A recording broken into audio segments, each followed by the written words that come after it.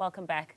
The MK party has come out strongly against the appointments of Oupa Nkoane, Leholonolo Masoga and Zukile Mvalo as administrators of 3 sector education and training authorities. The party wants the decision reversed, saying it betrays unemployment youth and undermines the country's skills development system.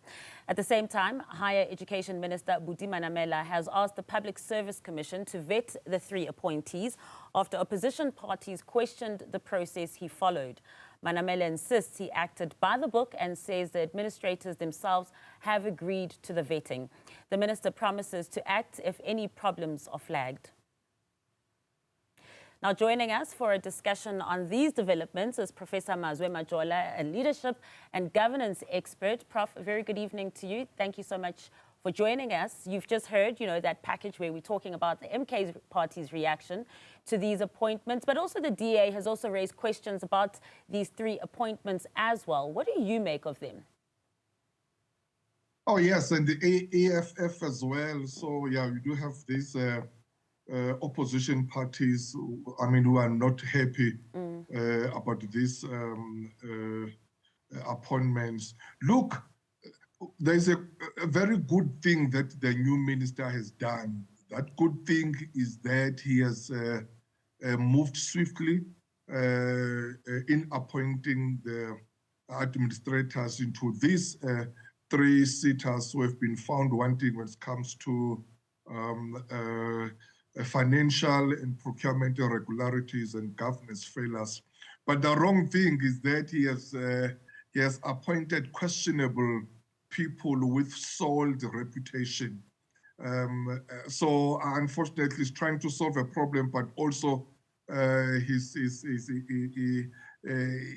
he does something wrong, although, as you said, Masa, that he doesn't see anything wrong. But again, the good thing is that he has acknowledged the criticism and from the opposition party that he has even asked the Public Commission Service to vet these people. But why did he appoint these people before he vetted them? Because he should have really made sure and satisfied himself that these are people with integrity and with unquestionable reputation for the sake of what he's trying to solve. Because remember that, Masa, when administrators take over institutions, they take completely all the powers, the functions and the duties of the institutions. In other words, they replace the board, they replace everyone. So it's like the administrator is running the institution by himself or by herself. So you need someone who is above board to do that. It's very unfortunate that these are people who are found wanting when it comes to integrity. And that's a very important question you're raising as well, Prof, that why is the vetting happening afterwards, after the fact? And the minister says that he promises that if there are any problems that are flagged, that they will act. But surely, choosing these individuals who have had a history, if we look at Oupa Nkoane, who was implicated in allegations of wasteful expenditure during his time at the Mfuleni municipality, with Leholonolo Masoga as well, who was the former deputy speaker in the Limpopo legislature, there was also a cloud of allegations there too. Surely the minister should be able to then go and find people who aren't questionable, considering where we come from with these SETA boards. Well, absolutely. And also considering on what happened to his predecessor, the former minister, because this is the minister who should be saying, look, trust me, or should be inspire confidence in these first appointments, especially anything that has to do with SETAs, given what happened before when his predecessor appointed the SETA's board chairpersons. So I don't know why each and every time when these ministers are appointing people, they seem just to do or to not to find it right or get it right. I don't know. Number 2, I don't know why it's so compulsory to appoint ANC cadres. Is really why ministers do that, and that's really more about ANC cadre deployment. Is it necessary to appoint someone who's aligned with ANC previously? Like as you are saying that the other one, Nkoane, is the former.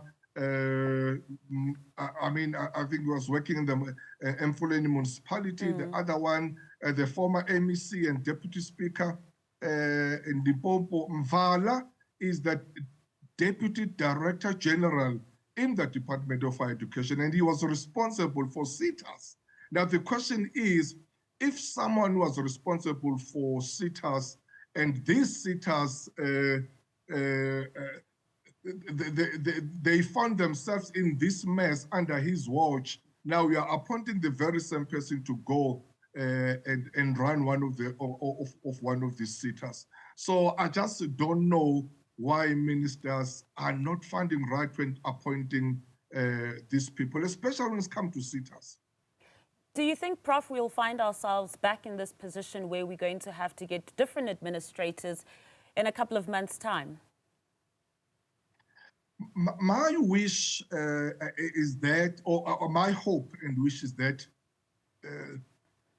that these administrators won't be there long, because in any case, the minister is in the process of appointing the SETA's board chairpersons. Hopefully, that process will be, it won't drag and it won't take long, so that these administrators are not there very long. They are able to fix whatever needs to be fixed, but also just to give back to the SETA's governance structures with the board and the CEOs and the executive to run the SETAs. So it's really depending on each SETA's level of problems there, and also depending on each individual's capability and competence, because as they are going there, it will depend on how competent are these individuals who are going to turn things around, or who should be turning things around there in the SETAs. Yeah, it doesn't seem there's much confidence put there.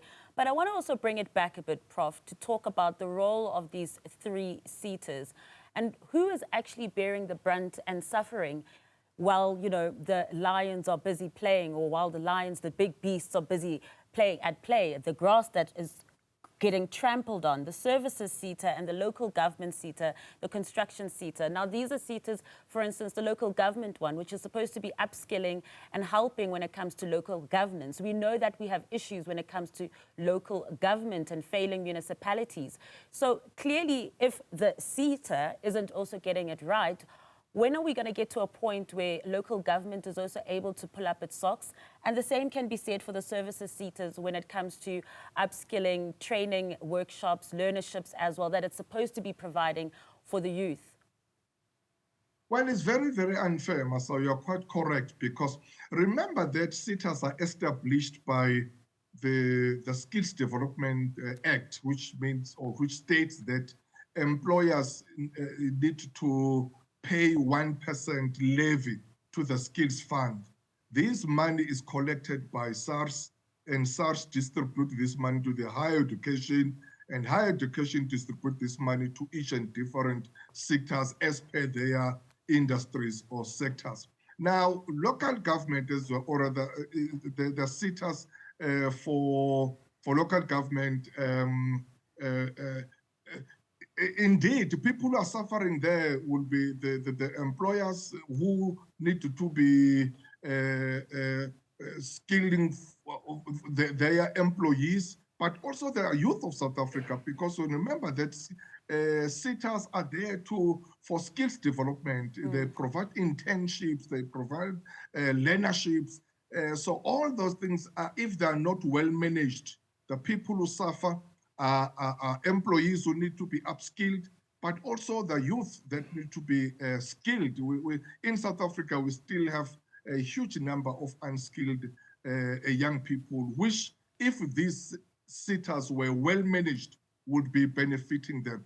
The very same thing with construction SETA. There's so many problems there in that industry with the construction mafias and all that thing. Services SETA also, there are so many different organizations and sectors that are there in that sector, which should be benefiting the people. So it's critically important that they are well managed, and these administrators, if they continue, that they really turn things back or turn things around and manage them accordingly for the sake of their beneficiaries. Definitely for the sake of beneficiaries, indeed. Prof. Majola, always a pleasure and great to hear your insights. That was Prof. Mazwe Majola, a leadership and governance expert.